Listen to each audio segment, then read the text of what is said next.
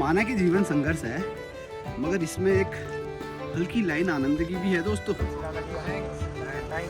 नहीं, ये आके दूसरे आदमी घुस जाएगा। अरे भाई बाबा को परेशान कर रहे हैं। अच्छा चलो, उत्तराखंड से आया हूँ जी, आप बने रहिए। तो जी हम चले आज मोहन बाबा का एक मंदिर है, उसके पीछे पहाड़ है, तो अपन पहाड़ों के रास्ते से जाएंगे। और क्योंकि पहाड़ी है तो ये सोसाइटी मतलब पहाड़ याद आ रहे हैं, तो इसलिए एक बार अपना पहाड़ का रुख करेंगे और पहाड़ी रास्तों से चलेंगे, है ना। लंबा है ज़्यादा, मेरे को कुछ नहीं पता वहाँ कैसे जाना है क्या है। अब मैं ऐसे रैंडम निकला हूँ और चलते हैं। आज की शुरुआत हो चुकी है दोस्तों। बाय यारू। अभी नहीं खाना, अभी खाना। देखो दोस्तों, वो है वो पहाड़ दिख रहा है आपको यहाँ से, ये वाला पहाड़ है वो। और यहाँ से अब लग तो पास रहा है, मगर ये अच्छा खासा टाइम लेगा।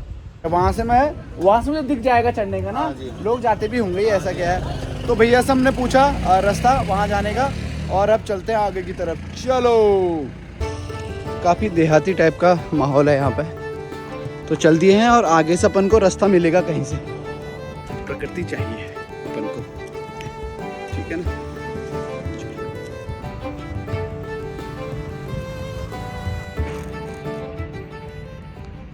मैं कह रहा था ये जो पहाड़ है यहाँ चढ़ना है, कहाँ से चढ़े?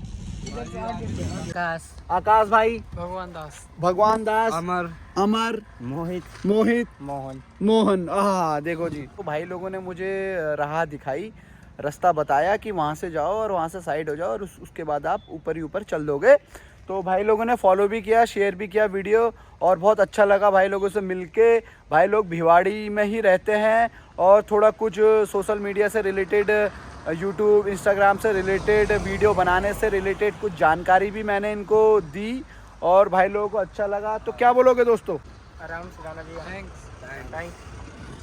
तो यार देखो, मेरा यही मकसद होता है, जब मैं घूमता हूँ, भ्रमण करता हूँ, तो मेरा मकसद यही होता है कि मैं लोगों से मिलूँ और, है ना, अपन कुछ साझा करें, शेयर करें, एक दूसरे से मिलें, नई नई जगह जाएं, जीवन की परिभाषा को समझें, जो हमारे लाइफ में विविधताएं हैं उनको समझें।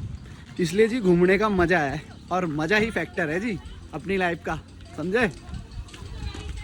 काफ़ी आसपास पहुंच चुके हैं अपन अब, वैसे ज़्यादा दूर भी नहीं था, और अभी ये चढ़ाई चढ़ के पता चलेगा, है ना। और यहाँ पे काफ़ी मार्केट लगी हुई है। तो तुम लोग कितनी देर रुके वहाँ? मुझे हो गया 1 घंटा। वाह, मैं तो शाम को ही आऊँगा नीचे भाई। अब कोई बात नहीं भाई। छाँव आऊँ का है व्यवस्था? हाँ। बस हो गया। ऊपर क्या है? ऊपर पहाड़ भी है। पहाड़ है, घोड़े वोड़े होंगे। हाँ, मुझे लोग बता रहे थे ना, मैं भी पैदल वैदल आया हूँ। अब यहाँ चढ़ना है थोड़ा। प्यारा व्यू। हाँ, ये लो, सेल्फी खींचने लायक हो आप लोग यहीं रहते हो भिवाड़ी? ठीक ठीक ठीक। तो भाई लोगों से मिले, बहुत अच्छा लगा, और हमको थोड़ा जानकारी भी मिल गई कि ऊपर क्या सीन है। तो चलते हैं आगे, चलो।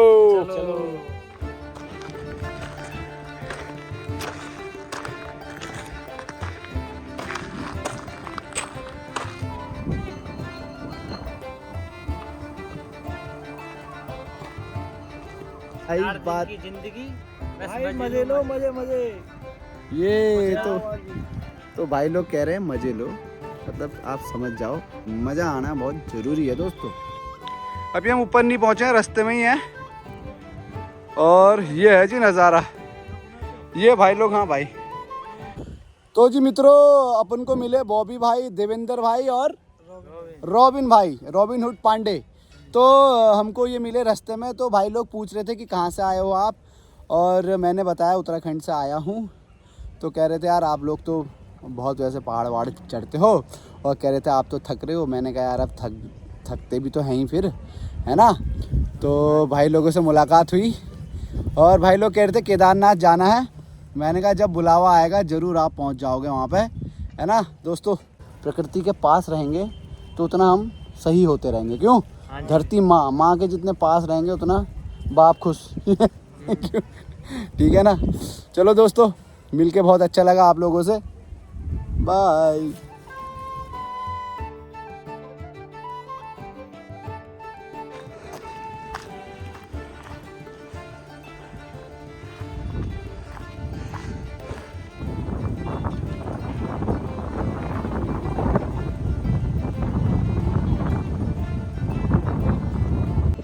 तो दोस्तों देखो यहाँ भी जो है लोगों की मान्यता है इस तरीके से पत्थरों के घर बनाने की, और इसमें वो कुछ मन्नत मांगते हैं और इस तरीके से अपने अपना ऐसे करके घर बनाते हैं, जैसा कि आप देख पा रहे हो सभी जगह।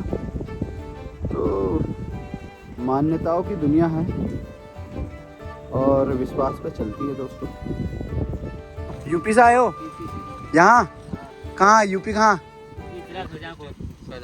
शाहजहाँपुर से। तो आपका यहाँ कोई रिलेटिव रहता होगा या है ना तब आए होगे। और अच्छा यहाँ कब चढ़े आप ऊपर को? पास ही है, दूर से ऐसा लगता है कि कैसा जो है ना, नीचे से तो पास ही है। हाँ, नीचे से पास है ना। और बताओ और बढ़िया, कैसा लगा यहाँ आके? बहुत अच्छा लगता है भाई। अच्छा लगा ना। हाँ भाई। तो भाई का नाम? अंकुर यादव। अंकुर यादव जी हैं। और कपिल यादव।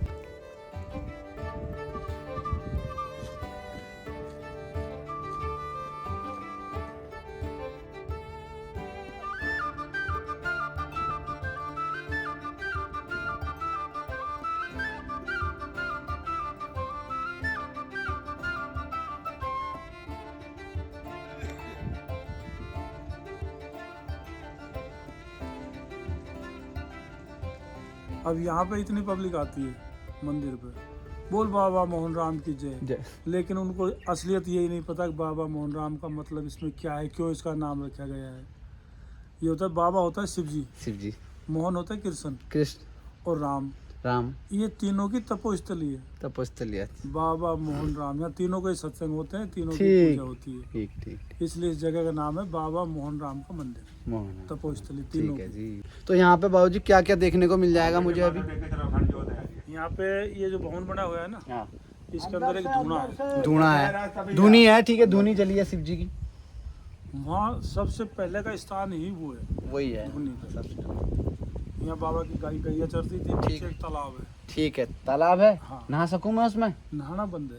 अच्छा, क्योंकि वो जल पीने के लिए है। अच्छा।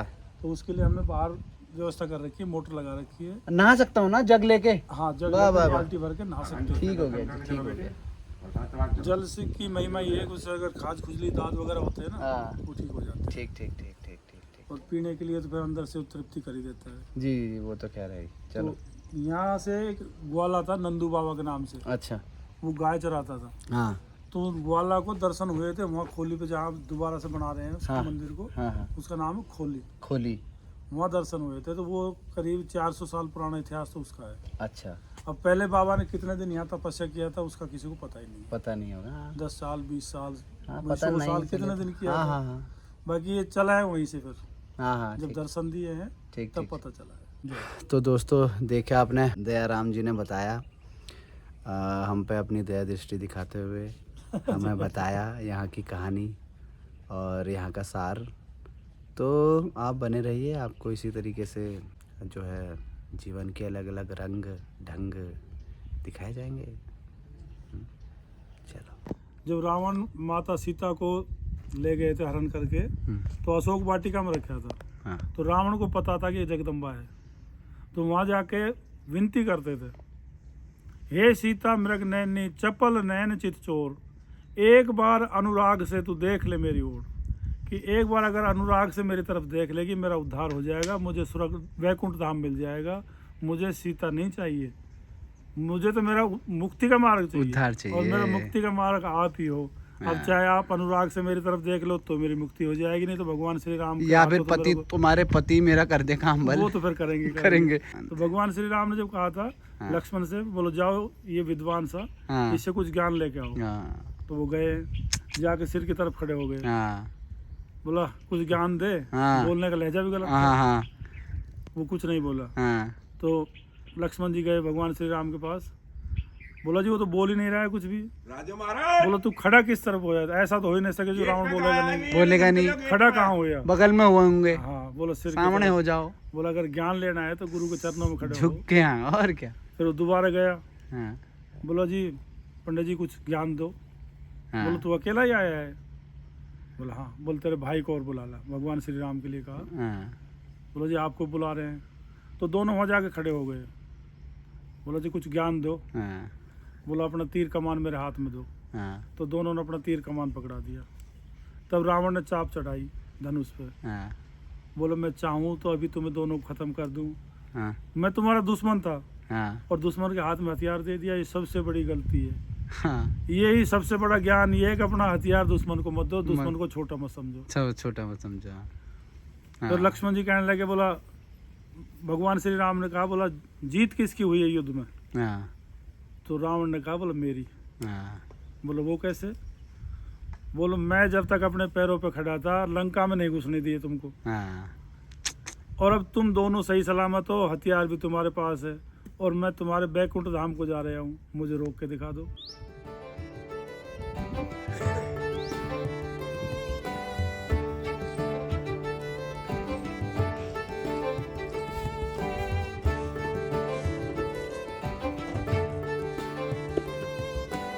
तो काले वाला चला, हाँ। रामू का नाम लेते खड़ा हो गया। अच्छा जी। अब ये सारी गाय इसी के साथ आ जाएगी। अच्छा अगर रामू को बुला रहे तो कुछ खाने का सामान आ रहा है, अच्छा इधर खड़े हो गए। अच्छा तो सीधे यहाँ आके लगेगा। अच्छा। देखिए जी, एक आवाज मार के जो है, रामू के नाम से सारी चली जाती रामू जो है वो लीडर है जी। है। ये है। तो जी यहाँ पे जो है गायें भी पाली, गायें जो हैं, गायें भी हैं यहाँ पे, और गायों के अलग अलग नाम हैं। और एक बार नाम लेने से देखो कैसे आ गई गायें सारी। और ये लो जी रामू जी, रामू जी की गेट खुला रहे ना तो ये सब आ जाए। सब नहीं, ये आके दूसरे आदमी को जाएगा। अरे भाई, बाबा को परेशान कर रहे हैं। अच्छा ये खतरा समझ जाओ। अच्छा अच्छा अच्छा तो अच्छा। बाबा को परेशानी है। और मैं अगर अभी चले जाता तो? और फिर मैं यहाँ से मैं अगर आवाज मार देता हाँ तो ये परेशानी कर देता। अब हाँ। चले जाओ कहीं भी, मैं साथ चलूंगा, हाँ। कोई दिक्कत नहीं। तो ये पलको है, अच्छा वो गोरी है, अच्छा वो श्यामा है पीछे, वो खड़ी काले कलर में। अच्छा। वो रीना है, एक लाल वाली इधर गई है। रीना, हाँ ए रीना। ये जी रामू कुछ ज्यादा भूखा है। ये रामू वो है ना, गाय नहीं है, बैल है। आजकल बोलते हैं बिजार बोल देते हैं। अच्छा बिजार। ये जी हीरो है जी गायों का, एक ही है बैल। ये सिंगल मैन है भाई पूरे गायों के बीच में ये, इसीलिए जो है थोड़ा स्टाइल मारता है रामू। तो ये रही गौशाला।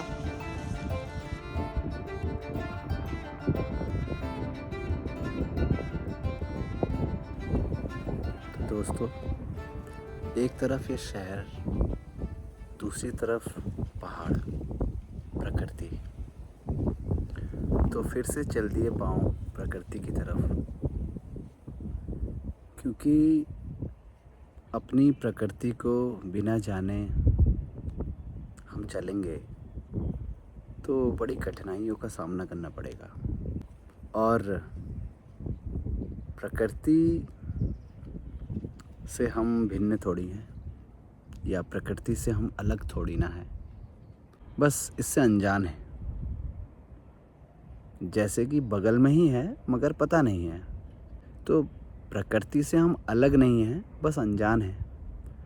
और इसी जानने की प्रोसेस को हम जीवन कह सकते हैं, जहाँ हम चीज़ों को समझते हैं अनुभव से, अच्छे बुरे, और इन अनुभवों के चलते बोध होता है, समझ में आता है, और समझ में आना चाहिए।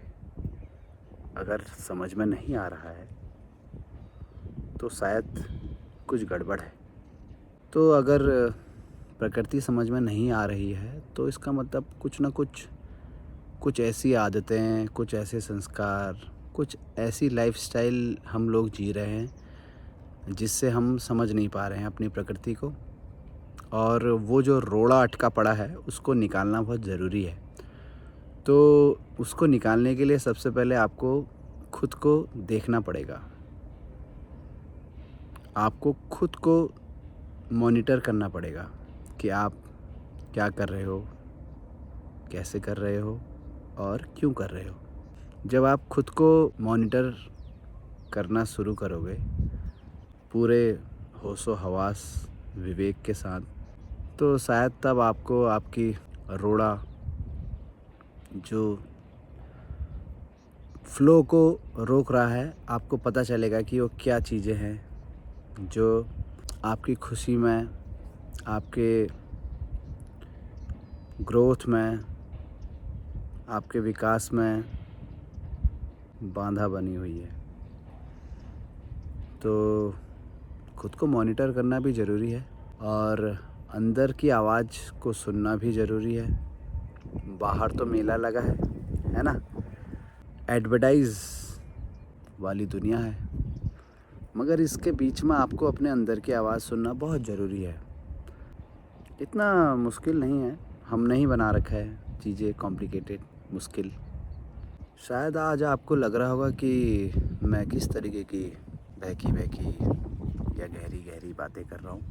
अक्सर मैं ऐसी ही हूँ, मगर जैसा देश वैसा भेष। बहुत हद तक मैं अपनी प्रकृति को समझ गया हूँ और भी पन्ने बचे हैं, उनको भी पढ़ लेंगे। कहने का मतलब यही है कि खूबसूरत है ज़िंदगी, इसको ज़ाहिर मत करिए, इसको बेमतलब वेस्ट मत करिए। आनंद, मज़ा, खुशी या फिर शांति, न्यूट्रल भी रह सकते हो। कम से कम जो लोग किसी से चिढ़ते हैं, अंदर द्वेष पालते हैं, घृणा रखते हैं, कुंठा दबाए रखते हैं अपने शरीर में, यही सब चीज़ें हमको कमज़ोर बना देती हैं हवा में उड़ने के लिए। मैं कोई ज्ञान नहीं बांट रहा हूँ, बस मैं अपने भाव व्यक्त कर रहा हूँ वीडियो के माध्यम से। अगर हमारे पास कुछ नॉलेज है, कोई ज्ञान है, कुछ अनुभव है, तो उसको शेयर करना बहुत ज़रूरी होता है। अंदर रखे रखे भी क्या ही होगा। तो ये है जी, भिवाड़ी का जो नज़ारा है मेरे आंखों के सामने। एक तरफ शहर की बसावट, कंपनी, कारखाने, प्रोडक्टिविटी, किसके लिए? पैसों के लिए। पैसा किस लिए? खुशी के लिए। खुशी क्षणभंगुर, प्लेजर लिमिटेड टाइम के। पैसा किस लिए? ख्वाबों के लिए, सपनों के लिए। सपने क्या हो सकते हैं किसी के सपने? तो सपने भी बड़े बाजारू हो चुके हैं आजकल, पड़े हैं अहंकार की पुष्टि करने में। बहुत सारी किताबें पढ़ी, लोगों को देखा, उम्रदराज, यंग, हम उम्र, मुझसे बड़े भाई जैसे, गुरु जैसे, अपने कर्मस्थल दिल्ली, नोएडा, NCR में कहो या फिर अपने जन्मभूमि में कहो, तो सब चीज़ों ने सिखाया ही और मेरा दृष्टिकोण और साफ बनाया। अच्छा लगा चीज़ों को समझ के। बड़ा हल्का लगता है जब आप चीज़ों को समझ रहे होते हो। सो I can say I understand, can you? सवाल यही है। कोई वजह नहीं है मुझे इस तरीके से जो भी मैं बोल रहा हूँ, बस थोड़ा शांति महसूस हो रही है और अच्छा लग रहा है तो इसलिए बोल रहे हैं, तो ऐसा है। तो मॉरल ऑफ द स्टोरी, कहने का तात्पर्य ये है कि हम हैं प्राकृतिक बंदे, है ना। इसी मिट्टी के गोले में हम रहते हैं और यहीं से हम उगे हैं, मगर हम प्रकृति से दूर होते जा रहे हैं। प्रकृति से दूर होंगे तो परेशान होंगे, बीमार होंगे, मानसिक शारीरिक रूप से। और प्रकृति माँ की गोद में रहेंगे और प्रकृति को समझेंगे, फिर उड़ेंगे ना।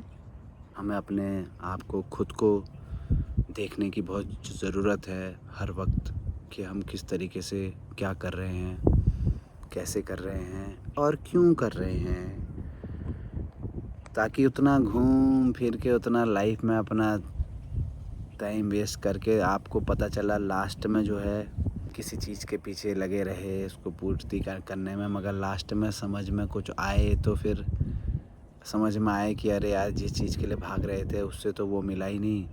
तो इसीलिए क्लेरिफिकेशन होना, सुलझन होना बहुत ज़रूरी है। ज़्यादा बोल गया, मगर बोलना भी ज़रूरी होता है कई बार। हालांकि इस तरीके से मैं बोलता नहीं हूँ, मगर अंदर से मैं ऐसे ही हूँ। नीचे उतरेंगे अभी तो फिर वैसे ही हो जाएंगे। जैसा आप चाहोगे कि हम होएं, हम वैसे ही दिखेंगे आपको। मगर हमें पता है हम क्या हैं, हम कौन हैं।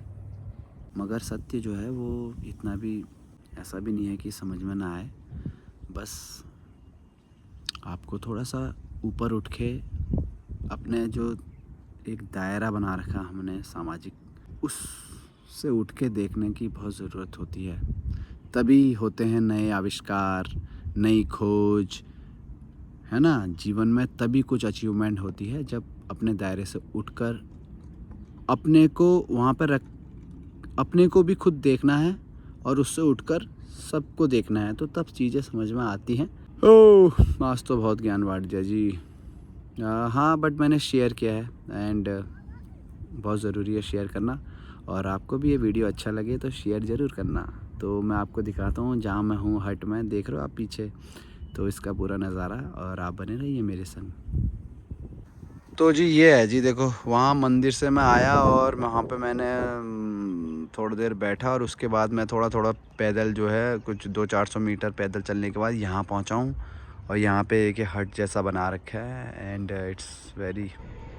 फिर मैं बोलूँगा बोलेंगे बोलता है, ये चल तो रे लाइफ का गोल कहाँ है। इंसान जिंदा तो है पर सोल कहाँ है भैया। जब मंजिल है मौत फिर काहे का खौफ, मैं जीऊंगा जी भर के मारूंगा मर मर के जिंदगी सर्कस है जो करे तू, अंदर तो नेचर है बाहर है।